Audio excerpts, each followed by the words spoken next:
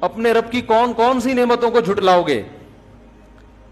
یہ جنت کا تذکرہ اللہ قرآن میں بھی کرتا ہے، اسی جنت کا تذکرہ اللہ تورات میں بھی کرتا ہے، اسی جنت کا تذکرہ اللہ انجیل میں بھی کرتا ہے، اور کہتا ہے میں نے اپنے بندوں کے لیے بنائی۔ کس کے لیے بنائی؟ اپنے بندوں کے لیے بنائی۔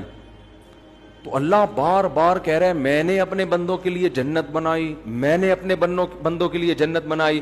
انکا لا تجوع فیہا ولا تعرا، نہ بھوک کی تکلیف ہوگی اور نہ لباس کی پریشانی ہوگی۔ جنت میں جو کھانا کھائیں گے بھوک کی تکلیف کے بغیر، صرف لذت کے لیے ہوگا وہ کھانا۔ کیسی اللہ نے نعمتیں بیان کی۔ وَلَحْمِ طَيْرٍ مِّمَّا يَشْتَهُونَ، جس پرندے کا گوشت کھانے کا دل چاہے گا وہ کھاؤ گے۔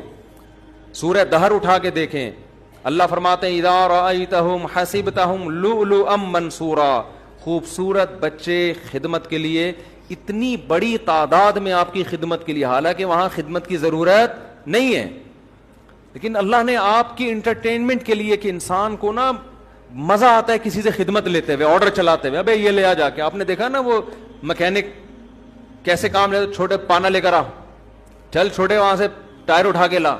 وہ چھوٹا گنجا ہوتا ہے، اس کے چپت بھی پڑتی رہتی ہے سر پہ، اور اس کو ٹنڈ بھی کروا کے رکھتے ہیں۔ اکثر میں نے دیکھا ہے وہ بچے جو کام کر رہے ہیں نا وہ گنجے ہوتے ہیں، ان کو میں کہتا ہوں بال تو رکھو، کم از کم چپت لگے گی، تھوڑی تکلیف کم ہوگی اس سے۔ یہ انسان کی ہے کہ بھئی وہ چودراہٹ چاہتا ہے۔ تو قرآن کہتا ہے ایسے پیارے خوبصورت بچے خدمت کے لیے، ان کا قرآن نے نقشہ کھینچا ہے۔ اذا رأیتہم حسبتہم لؤلؤا منثورا، جب تم ان کو دیکھو گے ایسے لگے گا موتی ہیں بکھرے ہوئے، جیسے تسبیح خوبصورت دانوں والی ٹوٹتی ہے اور کیسے موتی بکھر جاتے ہیں، ایسے وہ خوبصورت بچے جنت کے اندر بکھرے ہوئے ہوں گے۔ ایک روایت میں آتا ہے جو جنت اپنی آنکھوں سے دیکھ لے اس کو دنیا جہنم لگے گی۔ یہ جو دنیا ہم جہاں بیٹھے ہوئے ہیں نا، جیسے جو لوگ امریکہ یورپ سے آتے ہیں نا، کراچی آتے ہیں، گلی میں آتے ہیں، کل ایک صاحب مجھے کہنے لگے کہ میں کینیڈا جا رہا ہوں، 5 سال بعد میرا ارادہ ہے واپس پھر یہیں اسٹے کروں گا، میں بس 5 سال میں اتنا کما لوں گا پھر یہیں آؤں گا۔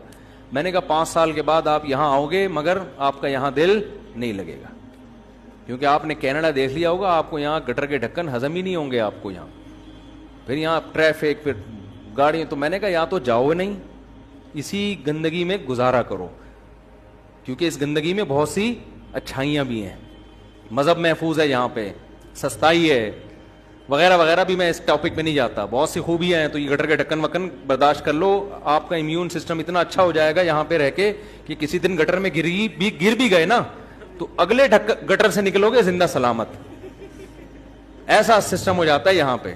وہاں سے نکلنا بھی ضروری نہیں ہے، اگر آپ چلتے چلتے اگلے ڈھکن اور اگلے